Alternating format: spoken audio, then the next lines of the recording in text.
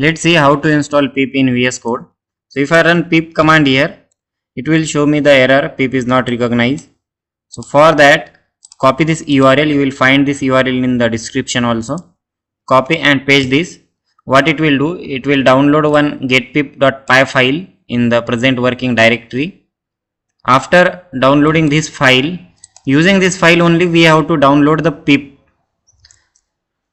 Write command python get-pip.py and this will start the installation of pip. Now wait for the process.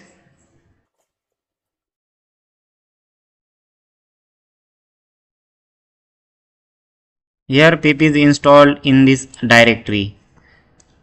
If I run pip here, it will show me same error again because we have to register this path into system variables. So let's copy this path and see the pip installation. So if you copy and paste this path in the file manager, it will show the pip 3.13 and pip 3 is installed here.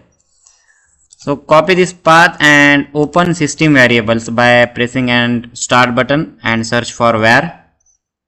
Go to system environment variables and here you have to enter the path in system variables path, not in user variable, because we want to install pip tool for all the users.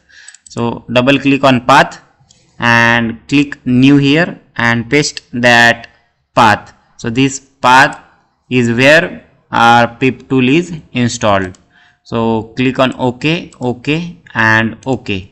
Now our system knows where the pip is located. So close this VS Code and open it again. And now start running pip.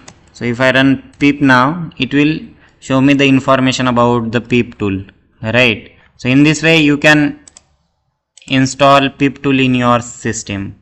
If you are having any error, any query regarding pip installation, let me know in the comment section. Till then, like, share, subscribe to our channel and thank you for watching this video.